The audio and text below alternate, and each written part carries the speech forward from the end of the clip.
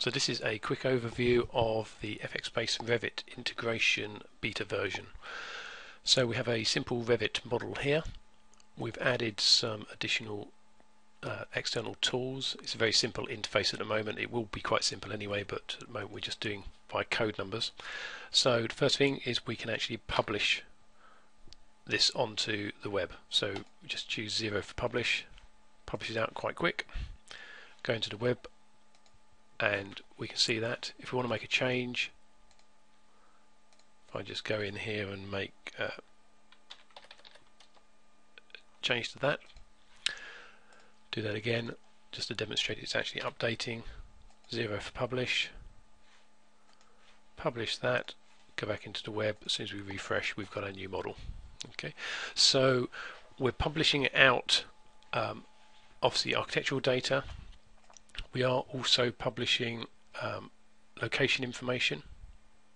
So if we go to location details on like space type, then we're getting the room boundaries, so we've got space information. Okay. What we also have within the web interface is the ability to list all of the properties. So one of the other methods in the toolset inside Revit is to just export all of the properties of a particular model. So we get a list here of all the different categories and properties. I'm just going to filter that to the ones I've set as being for exporting. These are the particular ones with tags. So basically it outputs them all. We can set for any particular object parameter. We can set whether it's going to be exported just out of Revit into FX or actually both directions. So we can change that here. Okay, so we've got these particular ones set up. Obviously you could do more. So what I'm then going to show you is back into Revit, go into external tools. All of these tools, by the way, connect via web services, so the only connection you need between the Revit workstation and the FX web server is some kind of HTTP access, so anything on an internet or intranet. So if we go to export all of the tag data, let's publish it again quite quickly. And what I can actually do is I turn on, we've got an extra layer down here for the Revit objects. So if I go to one of the doors, and I can see this information here that it's been exported. So notice the finish here is XXX. So if I go to that particular door, so that's this one here, I'm going to change this to red paint, go back into my tools. Obviously I don't have to say what I'm going to export, it's just export everything each time. Just go for -1, export all the tag data. So that's updated the database. If I go in here in the website, I can see that now that value is set to red paint. Okay.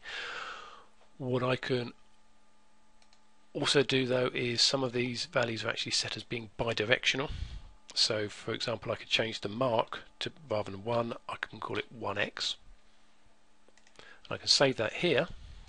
So in the database on FX it's now 1x. Go back to the model, Revit tools, and now do -3, which happens to be import data. As I say, we'll put a button or something here so it makes it a bit nicer to use. Okay, and you notice straight away it's changed that to 1x. Okay, so we basically have a bidirectional link where we can pass information out and we can also pull it back in and update the model.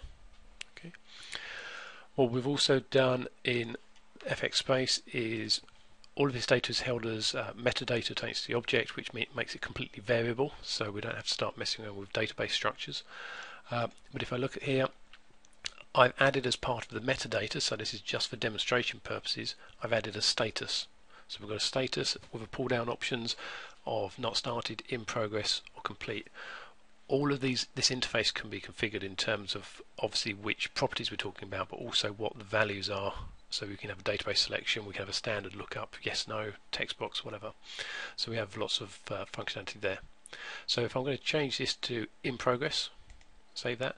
So that's not actually a value in the model itself, but what I have done, and we can do this with any of the tags, I've actually created an additional layer which actually highlights the values according to their current status. So we can go to any of these now. So wrong layer. So I can go to any of these particular objects. I can change it to that one, for example, to complete.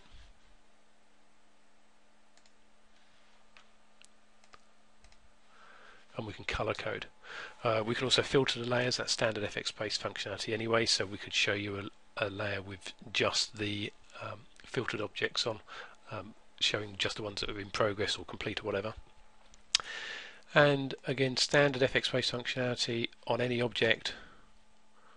We can actually have associated documents. So if we do need to associate and collect information about these particular objects, then we can go into here. We can choose a particular document group if we've got one set up, and we can select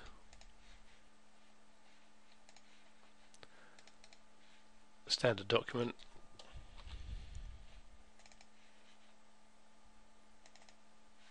So just select a PDF file, upload that.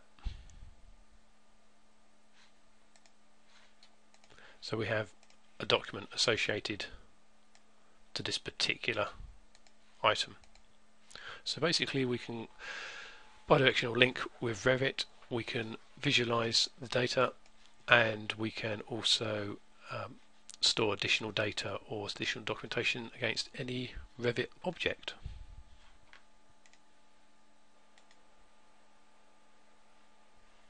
So the next piece of functionality here is a little bit of smoke and mirrors, but it should give you an idea of what we can do. So ignore the error, is have an additional tab which will actually display an internal view. Now this is running as a local application, so what we've done is we've created an export tool which exports the 3D facet geometry from the Revit model. We store that on the server, and then we can take the coding which is already done here, use that to make a request via the web page for a view from a particular point on the floor plan in a particular direction, and then actually get a three-dimensional view. Now at the moment this will actually allow keystroke control to actually zoom pan around. We'll provide a web interface to basically request a view at a different angle, like a 10-degree step clockwise around, to allow you to effectively gain a web-based 3D internal view of any room within the Revit model.